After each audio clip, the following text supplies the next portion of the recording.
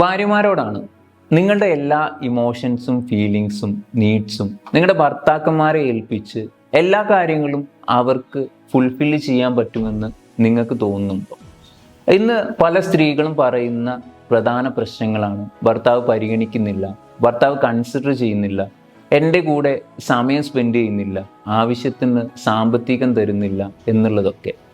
നിങ്ങളുടെ ജീവിതത്തിൽ self love ഇല്ലാത്തടത്തോളം കാലം ഇതൊന്നും മറ്റൊരാളിൽ നിന്ന് കിട്ടുമെന്ന് നിങ്ങൾ വിചാരിക്കരുത്. ഇങ്ങനെയുള്ള സാഹചര്യങ്ങളിൽ നിങ്ങളുടെ പല പ്രശ്നങ്ങളും സങ്കടങ്ങളും ഇമോഷൻസും എല്ലാം മറ്റൊരാളോട് ഷെയർ ചെയ്യുന്നതിനും അവർ നിങ്ങൾക്ക് ആവശ്യമായിട്ടുള്ള പരിഗണനകളും സ്നേഹങ്ങളും നൽകുന്നതിനും കാരണമാണ്.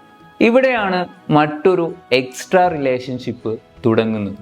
ഇത് സ്ത്രീകൾ മാത്രമല്ല, പുരുഷന്മാരായാലും ഇത് തന്നെയാണ് അവസ്ഥ. അതുകൊണ്ട് തന്നെ നിങ്ങൾക്ക് ഇമോഷൻസ് കിട്ടാത്തതോ നിങ്ങളെ മറ്റൊരാൾ കൺസിഡർ ചെയ്യാത്തതോ മറ്റൊരു റിലേഷൻഷിപ്പിലേക്ക് പോകുന്നതിന് കാരണമാക്കാതിരിക്കുക.